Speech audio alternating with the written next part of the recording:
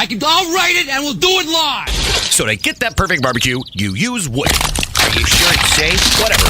We put the lighter fluid on, strike the match, and oh! Should we call the fire department? That might be a good idea.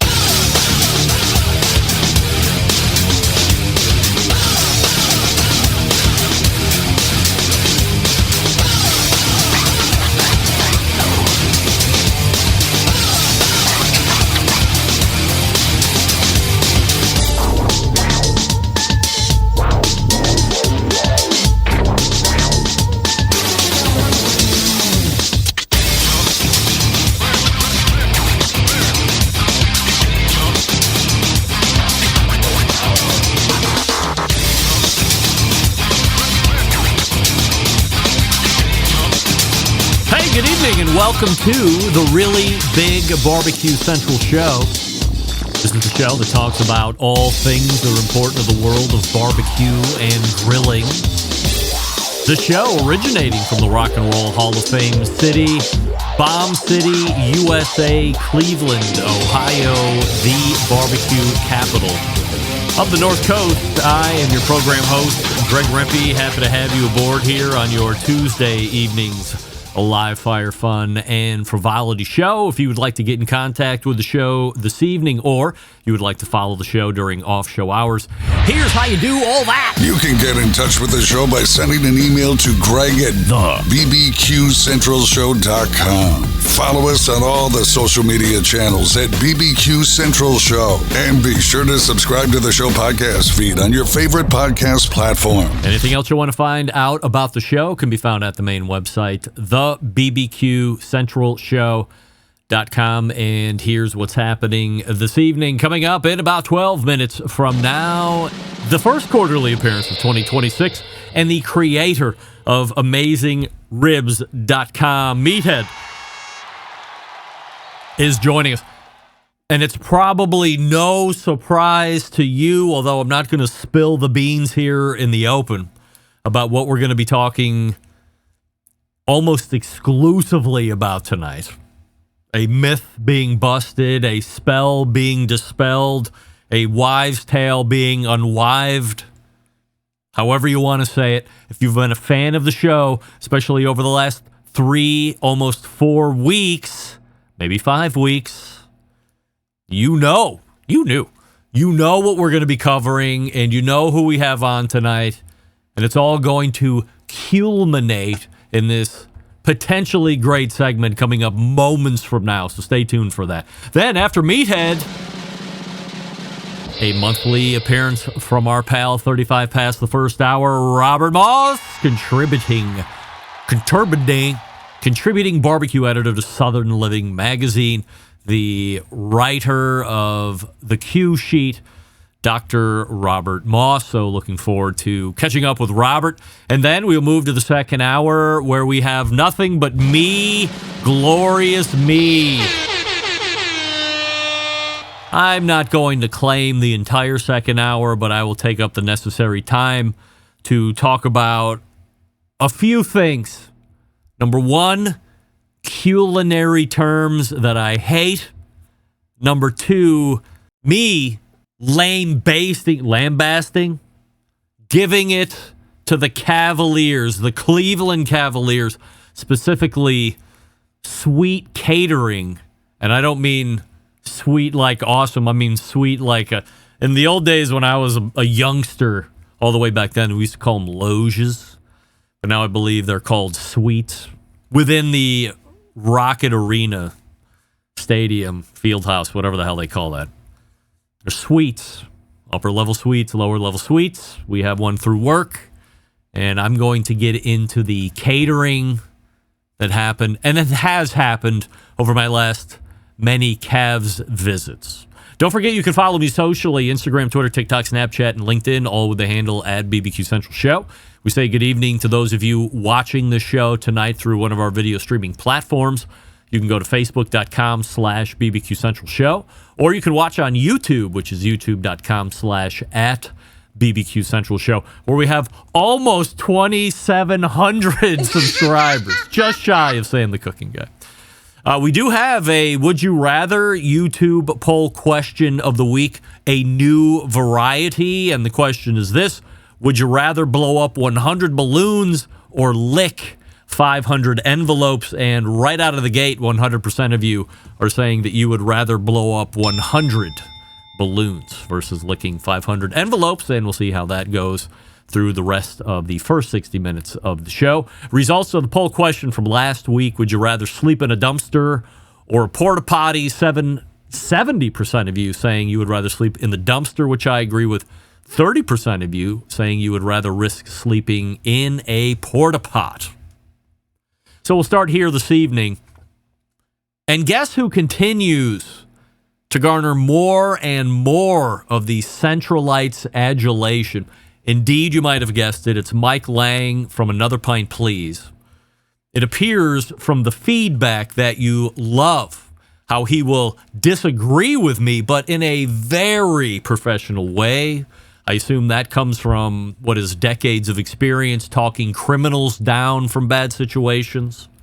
I mean, it has to be much easier and less mentally taxing to spin me around on a take than it is to talk a bad guy off of a hostage perch. You also have to love that Mike isn't in love with his voice.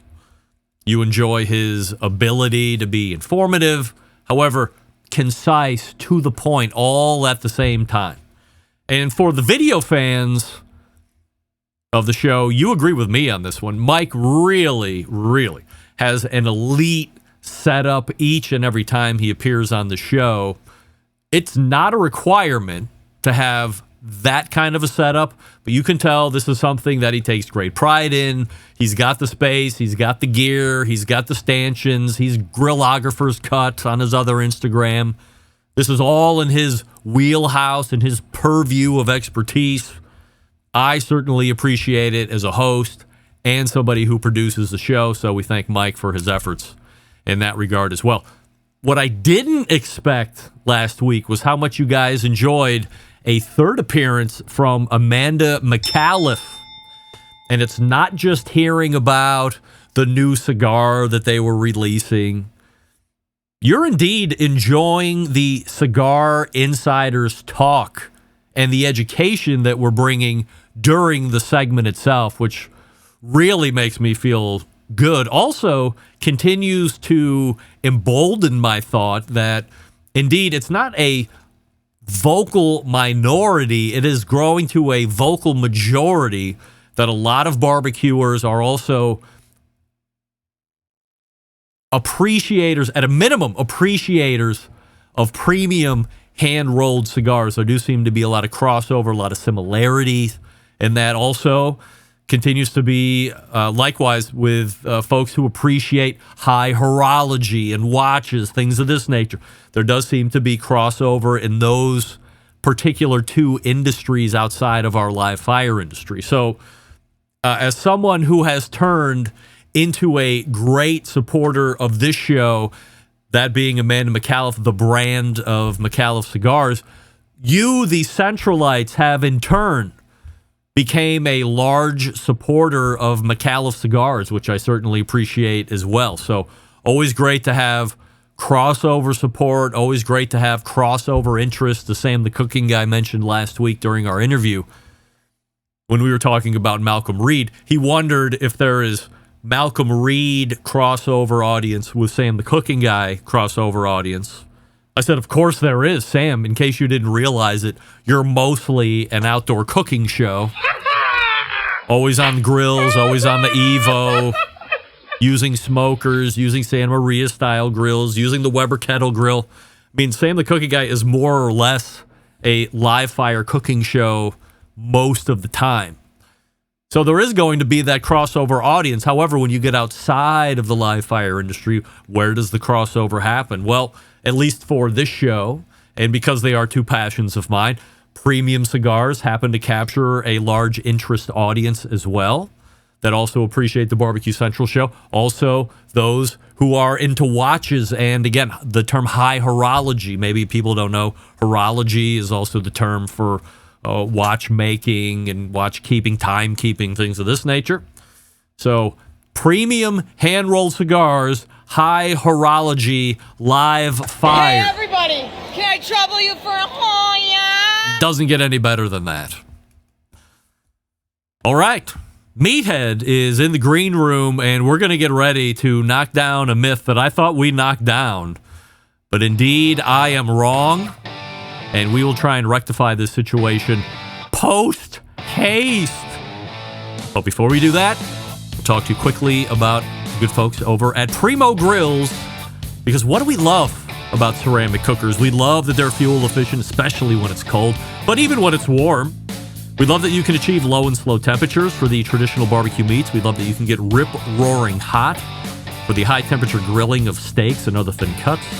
But what's missing in the usual everyday ceramic cooker lineup? The real ability to do true two-zone cooking. Two-zone cooking is very important to both professional and backyard cooks alike. It's also very important to our friends over at AmazingRibs.com and Meathead. It's the best way to manage a fire and cook with confidence. However, getting a two-zone fire in a round ceramic cooker is not very realistic. Why? Because it's round. And a Primo in the game-changing oval design, the shape giving you that ability to execute that two-zone setup that you desire, also giving you the other ceramic grill benefits as well. And when you break it down, there's more than 60 different ways to cook on this thing. Come on. Only limited by your culinary imagination. They have all the accessories that you want as well. Pizza oven inserts, rotisserie grill accessories. The list really goes on and on. Here's the bottom line. Best ceramics in the biz? Yes. Patented technology? Yes. True two-zone cooking capabilities? I just mentioned that. But only sold through dealers. So go to primogrill.com, find the dealer near you, visit in person, touch and feel all the ovals that you can get your hands on, then buy the one that best fits your needs. Again, as I do each and every week, I'm recommending the XL at a minimum. And why not go up to the double XL for 25% more space overall? The term that we use in the barbecue and grilling world when I first got into it all the way back in the early 2000s, buy the best and only cry once, as told to me by the guy that ran the virtualweberbullet.com website. Who's ready for a Primo? I am. It will be the summer of Primo 2 and the spring. It was moderately the winter of Primo. All right, we're back with Meathead right after this. Stick around. You're listening to the Barbecue Central Show.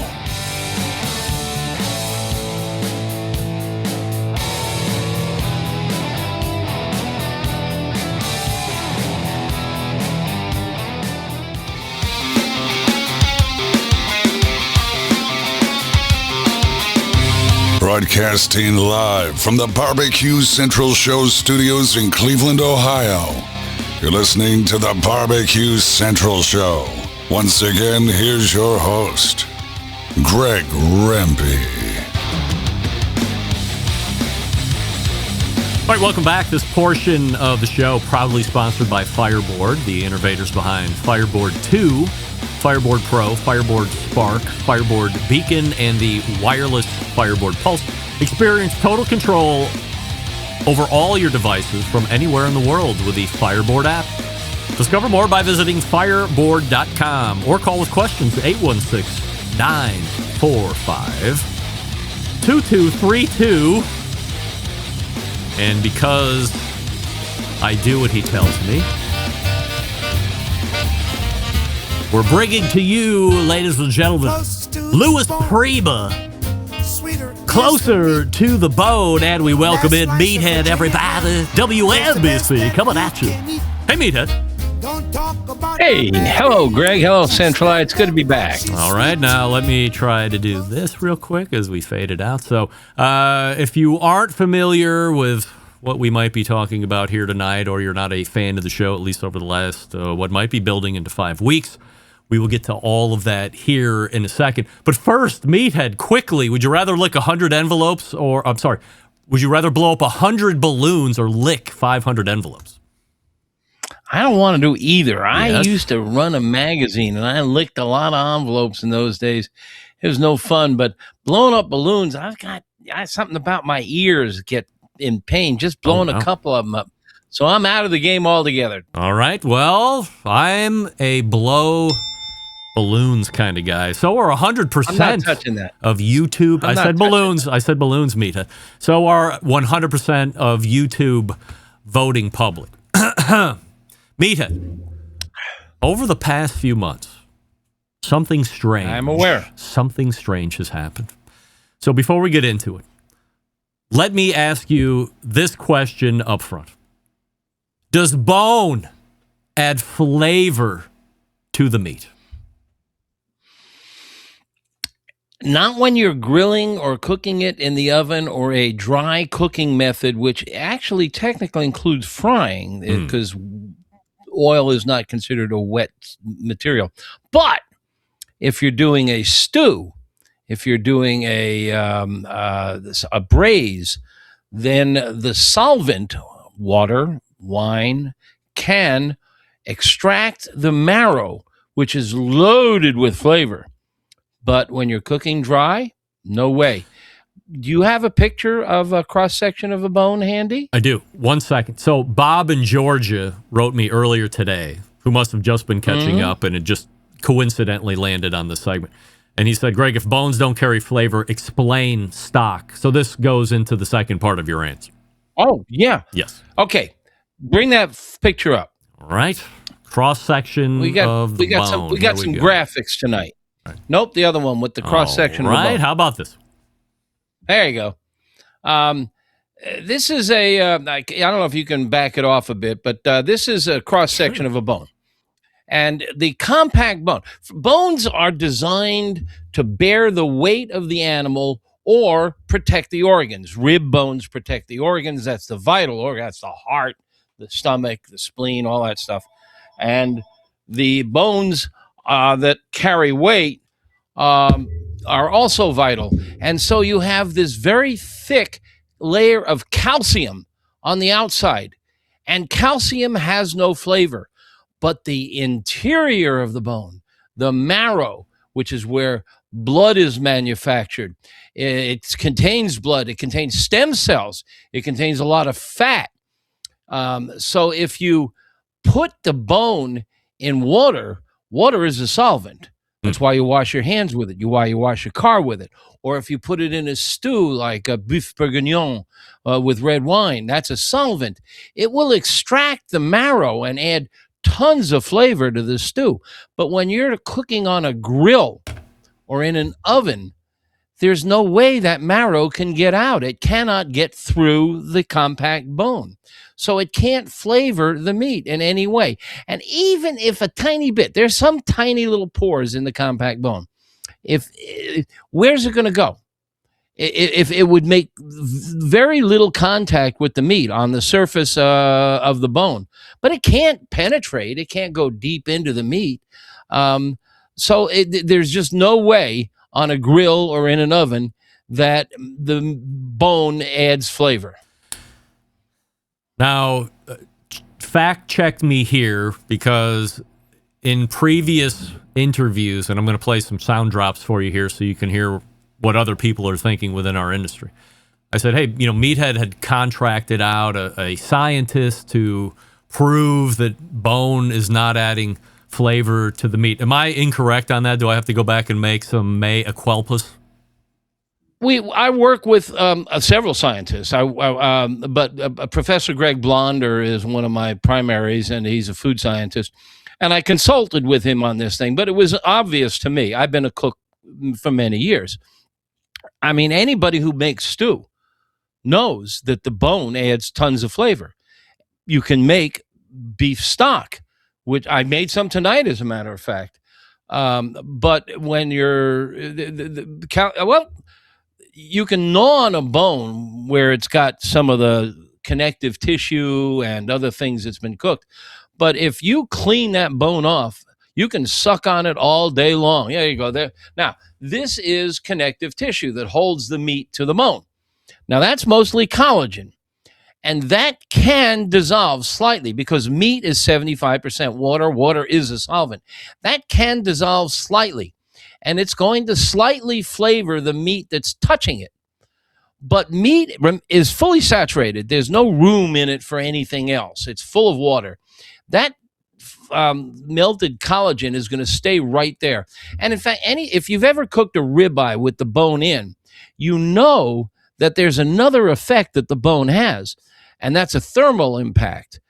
The bone blocks the energy of the grill or the oven, so that if you play Louis Prima's song, a great song from, I think, the 30s, the closer to the bone, the sweeter the meat. Well, he's talking about his girlfriend.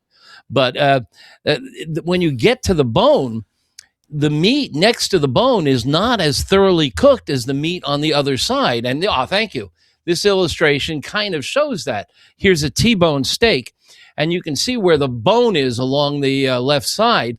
It's blocking the energy. So the meat along the bone can be 5 to 10 degrees cooler than the meat near it, and a lot cooler than the meat far side. So the closer to bone, the sweeter the meat, or the less cooked it is. And if you cook a medium rare steak bone in, you will find that the meat next to the bone may be rare, not medium rare. Here. And the same thing goes for a roast. Think of your Christmas roast. If you've got a 7-bone beef roast and you leave those rib bones on, they're going to block energy from penetrating. So the meat along the bone there is not going to be as well cooked as the meat on the other side. Now, if you take those bones off, you can now get crust where the bones were. We love crust on a roast. Always. So, and the meat is more evenly cooked on all sides. So I'm a boneless ribeye guy. I'm a boneless beef roast guy. I cut the bones off the Christmas roast, and I cook them separately. That's a slab of ribs. They're fantastic. A conundrum that I'm finding myself in right this very moment as you're talking about bones being thermal blockers. The Grill Dads did a great video on rib roast, cutting it off the bones, inverting it, putting the spinalis side onto the bones to protect the spinalis from overcooking. Looked absolutely fantastic. However, when confronted with bone adding flavor to the meat, Mark Anderson said this. When you say the bone brings a lot of flavor, you mean that it protects it from overcooking? Because we all know from Meathead that the bone is actually giving you no flavor because it is calcium.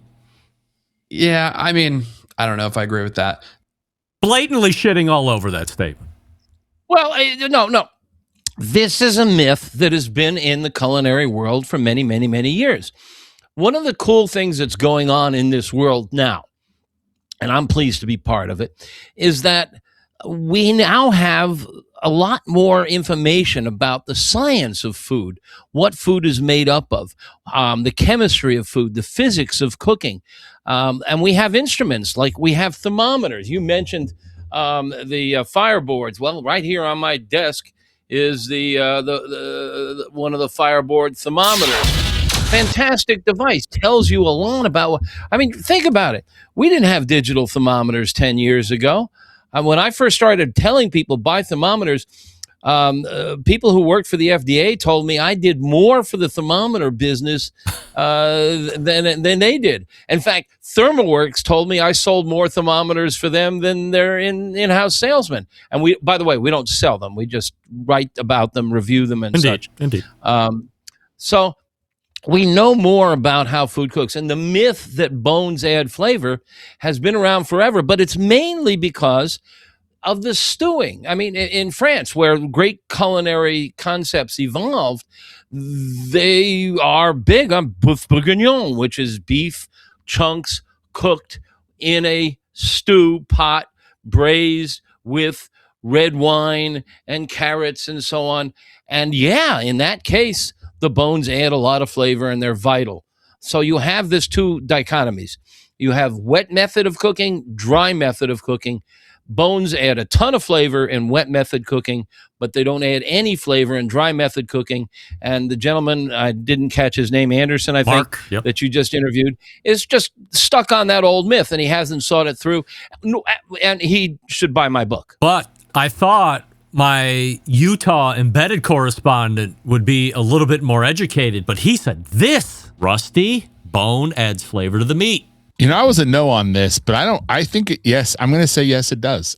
And then Rasheed Phillips of Phillips Barbecue Co. and TV fame and everything said this. Rasheed, 100% yes or 100% no, bone adds flavor to the meat. 100% yes.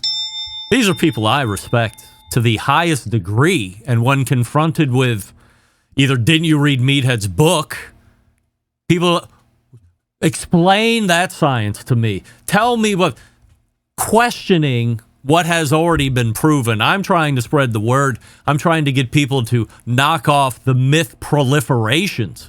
But it appears I'm losing, I'm in the midst of a losing battle. We have work to do. My life's mission. I'm getting tired and old, unfulfilled. Meathead. 30 years ago, I would have been happy to take up this fight. I was talking about barbecue and grilling are two different things. Let's fight about it. I'm losing my passion. I'm getting old, and if I die, I'll pass the baton to you, and now you can carry on the good fight. No, it's understandable, and I think perhaps this dichotomy, wet cooking, dry cooking, confuses people. And chefs all say, yes, bones add flavor, but they've not really worked out the science and they've not really thought it through.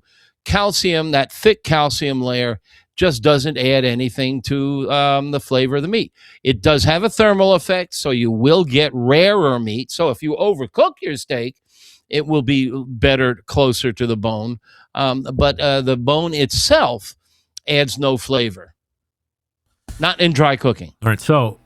And maybe that's where Confucius reigns supreme. People are just merging wet and dry cooking one over the other, much like using terms that are not interchangeable, but just going ahead and interchanging them anyway because they don't seem to think it matters. Well, culinary art is confusing and difficult, and the culinary science is confusing and difficult. And the good news is not only are we advancing with new tools and techniques like the advance of digital thermometers. When I first started writing about barbecue, nobody used thermometers. In fact, I was ridiculed for, I don't need a thermometer. I can tell how cold, how the meat is doing. I mean, everybody, yeah, right. Greg, I don't know if anybody can see. Greg is tapping the fingers in his hand. That's how you told. I mean, now everybody uses thermometers, but there are still a few old codgers who don't believe in thermometers. It's okay. The cool thing is that there are a lot of cooks now and chefs now who are wise to the science, who are wise to the technology. And I think that's, one of the reasons why we have all these restaurants where there's all this tweezer food and the fancy food, because they're experimenting. They're having fun with the science, using compounds to take hard cheeses and make them runny and stuff. So, but it's too bad these individuals, I hope they're listening in today. If they want detail on this, they can go to AmazingRibs.com, and in the search box, just type the word bones. And the article that I wrote maybe 10, 15 years ago on this very subject is there. And it's pretty convincing list of facts. How's this book doing? That's my new book. How is it doing? It's doing okay. It's not doing as well as the first book, Meathead, The Science of Great Barbecue and Grilling. I think a lot of people figure they got the original book. They don't need the sequel. There's a lot of different stuff and new stuff in the sequel.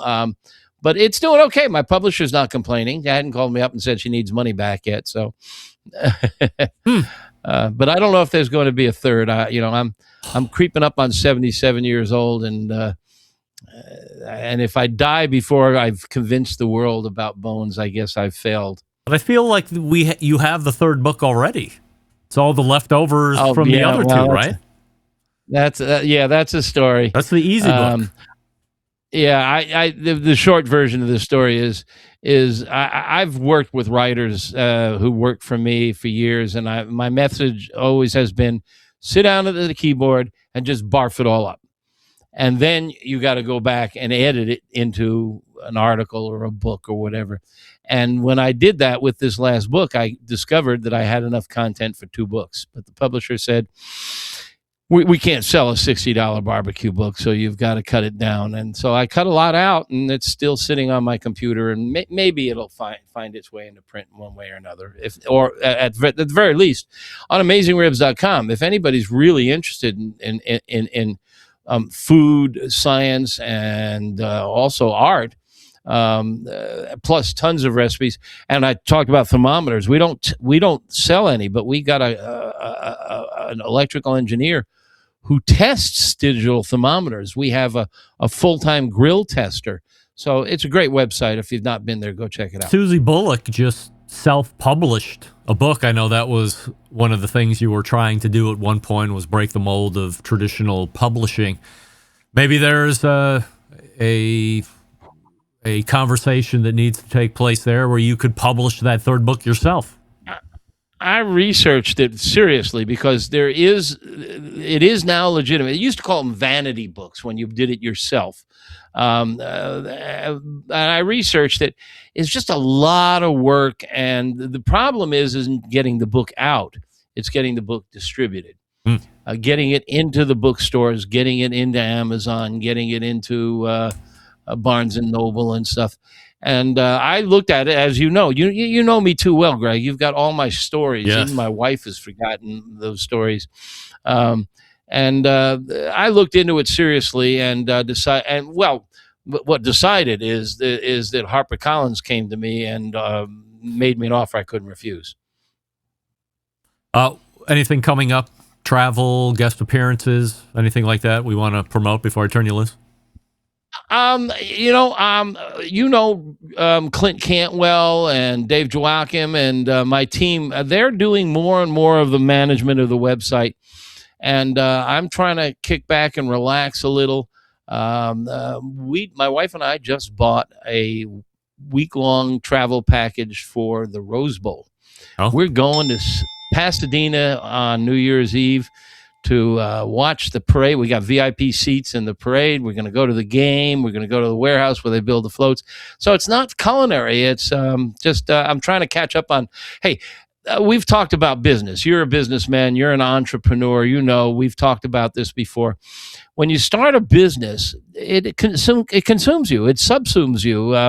And for 40 plus years, I've been working 60-hour weeks. And I've got a really talented team holding me up, and they're doing more and more of the work, and they're doing a great job. Meathead, that trip is in 9 months. You're not doing anything in between? Oh no, we're going down. Well, as you also know, I train puppies for Leader Dogs for the Blind. I have a new puppy that I'm working with right now, a guide dog trainee.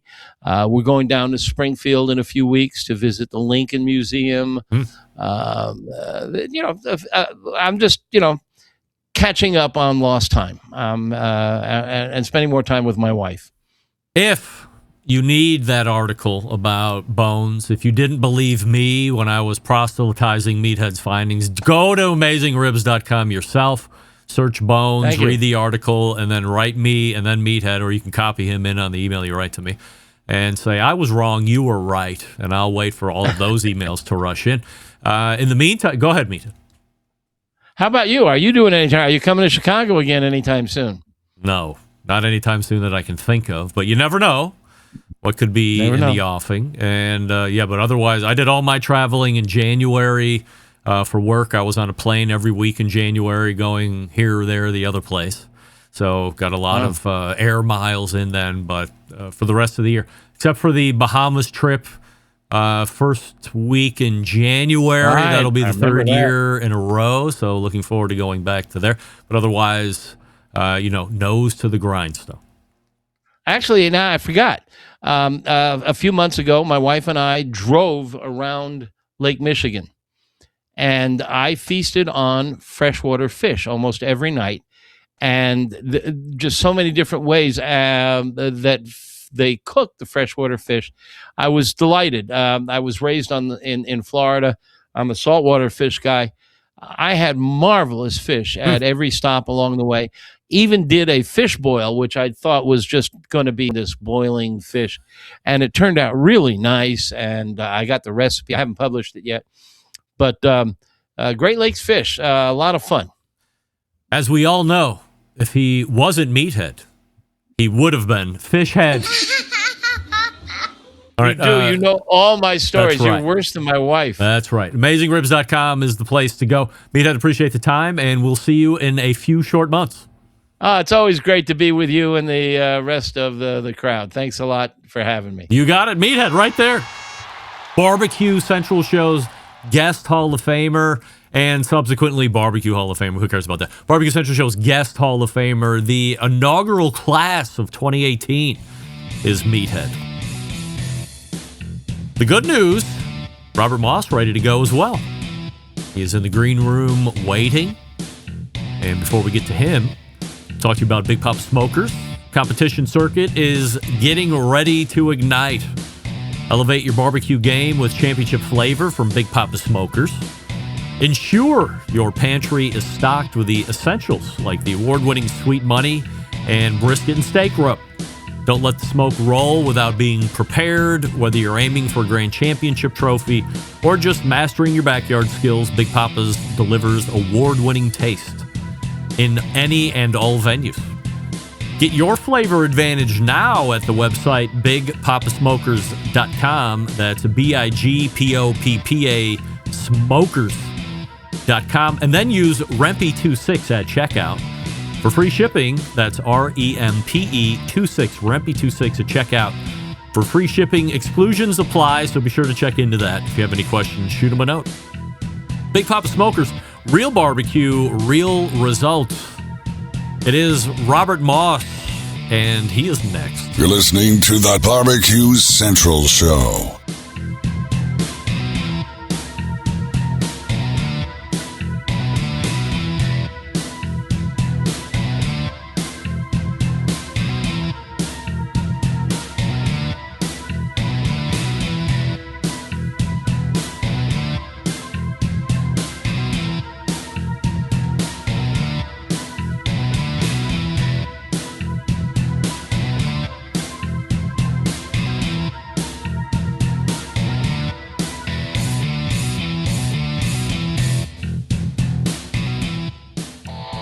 Howard Stern, Jim Rome, Dan Patrick, and Greg Rempe. The Mountain Rushmore of talk show entertainment. Now, let's get back to the Barbecue Central Show. And we thank Meathead for joining us last segment. AmazingRibs.com is website, of course. This portion of the show proudly sponsored by Pit Barrel Cooker. It is truly the most unbelievable outdoor cooking device on the planet, available in 3 sizes and with a variety of accessories. Regardless of your skill level, from beginner to professional, this is a must-have cooker to add to the collection. Go to pitbarrelcooker.com and tell them the Barbecue Central Show sent you. My next guest is the contributing barbecue editor for Southern Living Magazine and a 2023 Barbecue Central Show's guest Hall of Famer. We do welcome back our pal, Robert Moss. All right, Robert, we have a Would You Rather YouTube poll question of the week that we're asking everybody. Okay. Would you rather blow up 100 balloons or lick 500 envelopes? I'm with Meathead that this is a no-win situation. I would not like to do either one, but if I had to choose one of them, I'd probably have to go with, even though it's 500, with licking the stamps. Oh, wow. Okay, licking the stamps.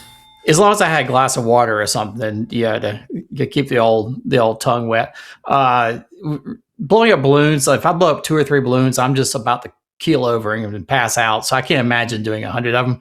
It would be miserable to do 500 envelopes, but it wouldn't kill me. So, well, according to George Costanza's wife, licking 500 envelopes will actually kill you. Well, I you didn't specify are these cheap imported, knockoff envelopes with lead in them or not. assuming they're good quality envelopes, I'll go with the envelope. All right, Robert, what's your take on grill brushes in general? My general take is I don't have one. I don't use one. I'm sort of surprised at this stage that people are still using them. I mean, this is solely anecdotal, really, but there's so many horror stories about people having the bristles get stuck to the grate, stuck to food, and ingested and causing all kinds of damage. So I'm sort of surprised that their metal bristle grill brushes are still a thing, frankly. I have a hot take. Do you want to hear a hot take? Please. All right. Oh, shit. Sorry. Let me try that again. Bristled grill brushes should be banned. I don't know if that's all that hot of a take, actually. I think it seems sort of sensible to me. If you read my latest news, hot take, burning take. If you read my latest newsletter, Weber just recalled something like 3.2 million grill brushes because the bristles, could come loose. So it seems like, I don't know. I don't want to, overstep with like banning everything in sight, but I'm surprised that companies still sell them, frankly, and probably Weber's want to think twice about the grill brushes going forward. Haven't recall that many of them. To me, it always seems like 2 or 3 years ago, because that's just how my mind works. But I don't know if you recall a guy by the name of Derek Riches from About.com originally. And there was quite a contentious battle, actually, between him and Meathead on who had the more popular barbecue and grilling website back in the day. That was a lot of fun on this show when that was going on. Oh, my goodness. So Derek's claim to fame at one point was trying to get bristled grill brushes banned, domestically at least, if not worldwide, widely unsuccessful, as evidenced by the latest recall here. Is this just a matter of people not caring, not being educated, just buying what's cheap because they think they need to have a grill brush? There are better options around, like 2 of them that come right to my head would be that grill rescue brush. But to me, the best option currently out there, and it's a little expensive, is called that Grill Fighter grill brush. But it's no bristles at all. It's a chainmail, like the shit the knights used to wear in the medieval times. I don't know if I'm ever going to need to buy a grill brush again in my life. I mean, that thing is as heavy duty as it comes. I've had it for over a year at this point. I just leave it out in the weathered elements. It doesn't rust. It doesn't look like it's going to break. It can take the heat. Yep. It's great. And there's no danger here. And meanwhile, it appears that folks aren't even visually scanning the grilling field before putting down their meats, and away they go. Yeah, I imagine the lingering or the enduring popularity of the grill brush probably has a lot to do with people who aren't really super into grilling. They go to the store, they think, I need this, I need that. Oh, there's a brush, I'll buy that. Need to clean the grill, without really exploring all the different options. And I probably had one at some point in my life, but after reading a few things about what can happen if you swallow a bristle, I stopped using them. And I don't even have anything fancy. I wipe down the grates well with a good. I have just some old cloths I use to start with, and then you can use you can even use a big old ball of aluminum foil. I've got like this sort of pumice stone kind of thing, this volcano rock thing that works great, and you can shine them right up with that. So I basically just get it done without if you don't let it sit overnight and get all hard and baked on, it's a lot easier. There was a brief moment in time in the accessory world, the grill cleaning accessory world, where I thought wooden scrapers were not only going to have a moment, but they were going to just dominate over the traditional grill brush option. And it never panned out. There were some really good options. They cleaned really well. They lasted quite a long time. Again, a little bit more expensive than a $3 throwaway brush. But, I mean, what are you expecting from a quality standpoint for $3 or something under than $3, other than you're probably going to get a grilling tine in your gut? Yeah, I think that's probably what you expect. But yeah, I think it's probably being sold at the low end of the market to the people who just don't grill very often, don't think much about it, and just sort of look at it and say, "Oh, that must be the thing I need." Because if you read it all and you see the stories, you'd be like, "I'll try something else." And there's so many other options out there, like you say, from wood to sort of the synthetic, I don't know what you can call it, like sponge kind of things, to volcanic rock, to anything else that isn't going to kill you if you accidentally swallow it.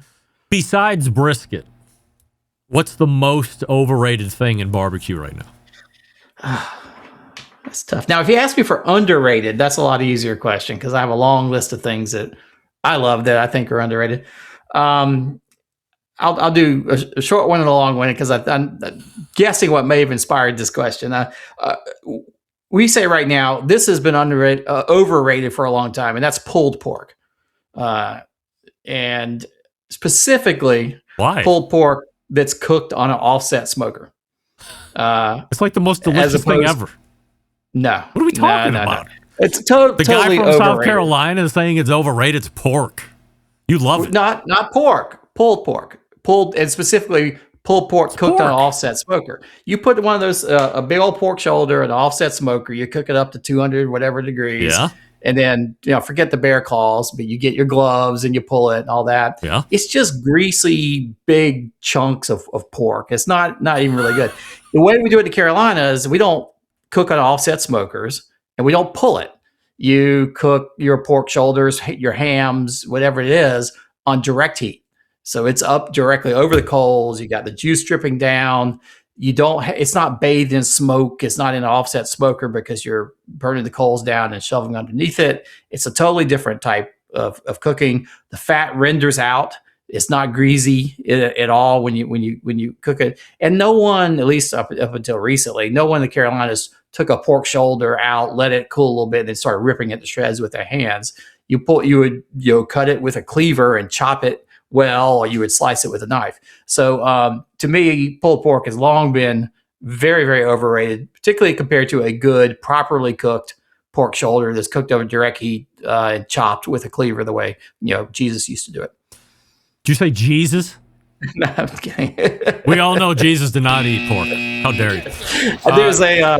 There's a Texas-style barbecue joint I visited not too long ago called Fort Grove that has a big mural that says something like Texas barbecue the way Jesus ate it or something. So I was trying to flip that around. I feel like the majority of barbecue consuming public wholeheartly disagrees with your take that pulled pork is overrated. Well, the barbecue consuming public probably disagrees with a lot of my opinions, so I'm willing to go out there. But I will say, if I'm traveling in Texas, I never get pulled pork on the menu. I mean, that's like the Can you find seventh out of like the options. Well, if I get there, at 2:30 in the afternoon and they're all sold out of everything else, maybe I'll go for that. But no. People, I don't know why people like it so much. I think maybe they just haven't had properly cooked chopped pork, but it's night and day different as far as I'm concerned. All right, maybe there's a Carolina trip in my future so I can do, because I love traditional. Everything that you hate about pulled pork is like my favorite. So I get my fat to render. I get my fat to render. I don't know. Like nobody's complaining about my pulled pork, but I'm not gonna. I will reserve judgment until I've had everything, and then can make an informed decision. What's the most underrated thing in barbecue? There's a lot of things that are underrated in barbecue. I mean, maybe not as much these days. I think turkey is greatly underrated. I love turkey, especially done well. Smoked turkey. I think lamb is very underrated. Even as much as I advocate for lamb, I think you may agree with that. And I just did an article not too long ago going to bat for ham, specifically city ham, cooked on a grill, cooked on a pit. So it's like taking, not country ham, not a pork shoulder, not an uncured raw ham, which is just another cut of pork, like a pork shoulder, but an actual city ham that's cured and everything else. If you go to Kansas City, you can and go to all the great barbecue joints there. Go to Gates, go to Arthur Bryant's, go to LC's, go to Casey Joe's, or Joe's KC. There is still ham on the menu. And it is city ham, smoked on the pit, sliced fairly thin, served with barbecue sauce, and it's absolutely fantastic. What is city ham? Is that just a term you use down there, city ham? I've never heard that. Because it's a city ham is the opposite of a country ham. What's a country ham? Like, what's a brand name country ham? What's a brand name city ham? Smithfield country ham. hams is actually the region, not to be confused with the big Smithfield packing company. But there are lots of them. Newsom country hams. There's Honey Benton's baked country ham. hams. Is that a country ham? No, that's a city ham. So all right. So oh dear, maybe we need to do a segment on ham. This may have to be a whole segment because. By the way, ham sucks. Ham is the worst. Ham is the pulled pork of ham. So you would agree it's underrated, or it should not even be rated. It should be banned. It's terrible. Literally 20 years ago in Kansas City, you walked to a barbecue joint, there would not be pulled pork on the menu. There would be ham, and it was just sort of part of the Kansas City canon. As all the regional styles are merging and everybody wants to like bring Texas everywhere, pulled pork is making inroads into Kansas City. This is what I was writing about. And increasingly, the newer restaurants in Kansas City do not have ham on the menu. It's getting sort of squeezed out by pulled pork, which I think is a shame. So I will go to bat for ham. I am happy we don't have time, but it would take a little while. I'm happy to go into the long history of country ham and city ham. Please. I had no idea. Country ham used to just be called ham, which used to just be called bacon. So that's something that takes a while to drill into. Holy moly. All right. Well, I mean, I guess we know what we have on tap for April, and that's no April Fools. We're going to be talking about ham. I'm only talking about it from a purely educational standpoint because I can't even conjure up a time in my life where I had ham and go, God damn, that is some really great ham. That might be the best ham ever. It is. Well, that's because if you go get a spiral cut honey baked ham, you throw it in the oven, maybe pour Coca-Cola over it, and then serve it for Easter. It's not going to be any good, But if you take that same ham and you put it on a barbecue pit for about however long it takes, 2 hours, get it up to 140 degrees internal temperature. Some people will glaze it. You can follow these recipes online now. There's actually even all these viral videos about pulled ham, which I don't even want to get into. Do not pull your ham. Bring it up to 140 and slice the ham. But it is absolutely delicious. It gets infused with all the hardwood smoke, all the juices sort of unleash. And you may be surprised how much you like ham if you do it the right way. I've done that. Like, I'm not just a talking head. I actually get out and I cook, and I've done many a ham on the smoker. I've done the double smoke, the single smoke, whatever, offset, direct, you name it. I have not done any. I'm not a big glaze guy myself because I'm not a big sweets guy. So if I can avoid it, I'll avoid it. I'm telling you, it's just been as lackluster as it can possibly get. And I've had the gamut of quality of ham, if there's such a thing. I've had the Snake River Farms Wagyu pork or whatever the fuck they call it. I've had the less down from there. I've had the shit you buy at the grocery store. There's no winning ham for me. And I've tried. I've kept the open mind, but as a local talk radio sports guy says here, I mean, how much poop can one man eat? He's talking about the Cleveland Browns. I'm talking about ham. But how much poop can one man eat until you get tired of it? Yeah, well, it's a good point. I would say go to Gates's Barbecue in Kansas City, get you a mixed plate. But that's which trash. Is ribs, Gates is trash. Ham. You know Gates is trash. You would no, it's excellent. So Gates is excellent? Gates is, yeah. It's absolutely excellent. Like 30 years ago. Well, I haven't been in a while. Maybe it's been 5 or 6 years. But unless this has gone downhill recently, it's I feel still, from what I hear, Gates and Arthur Bryant's, while staples, like without a doubt from a historical standpoint, staples, I don't know if anybody in Kansas City even talks about them as having even average tasting barbecue at this point. Well, I think your issue is you're getting this the craft barbecue world is sort of spreading everywhere, and if you're judging it based upon if you're saying like I'm expecting to go in and have a Texas style brisket and sliced brisket and ribs and all that, it's just a different thing altogether. And maybe it's just I appreciate I'm overly influenced by the historical. The historical nature of it, but I am a big fan of Kansas City barbecue, and I hope we don't lose ham and we lose all these things, because the last thing we need is just everywhere having pulled pork and brisket and and ribs, and just leaving it at that. You know what's some of the most odd brisket I've ever had in my life? Pappy's Smokehouse in St. Louis. You ever had it? If I have, I don't recall it. I think I've been there. I remember the ribs. I don't remember the brisket. Ribs top notch, known for the ribs, baby back ribs on top of that. And I ordered a half a pound of brisket.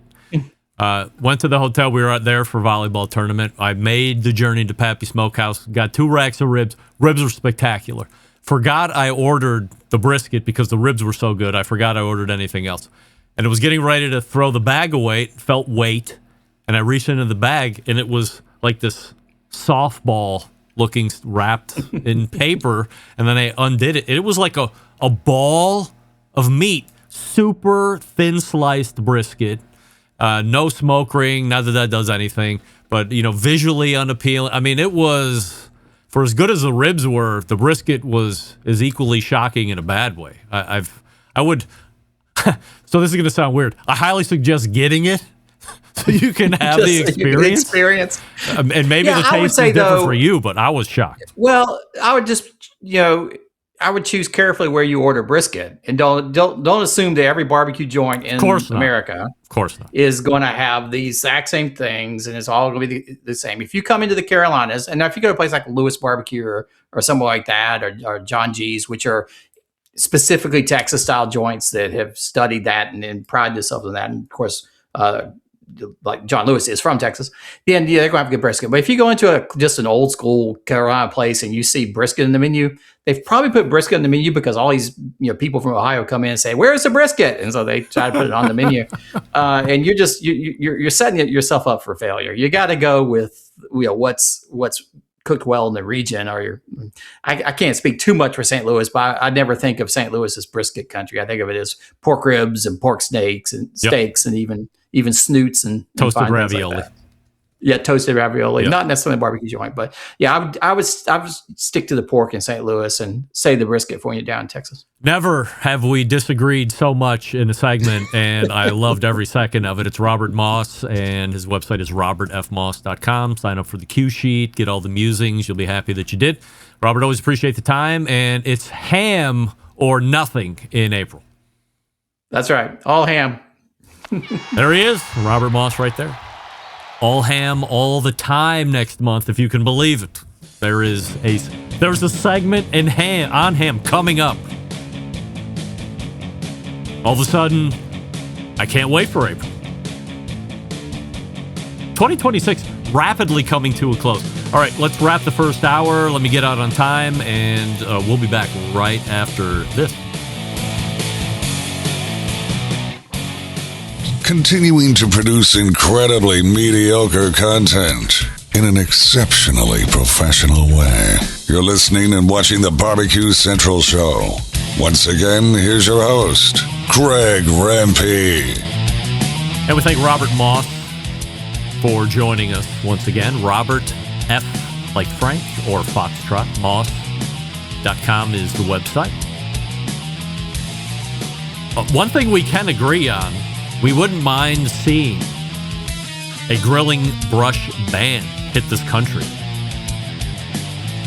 Gang, for the love of everything that's holy, spend money on something that is going to clean your grill, but choose the safe options.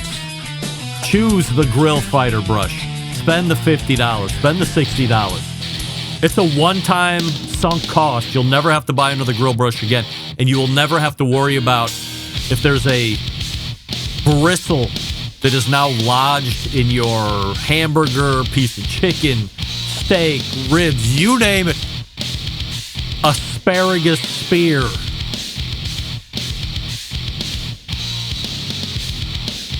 Spend the money. Use the Grill Rescue. Is that what it's called? From the firefighter guys? Another great option. Another more expensive option. One that will keep you out of the emergency room. Think. We're pointing to the second hour. Stick around. We'll be right back.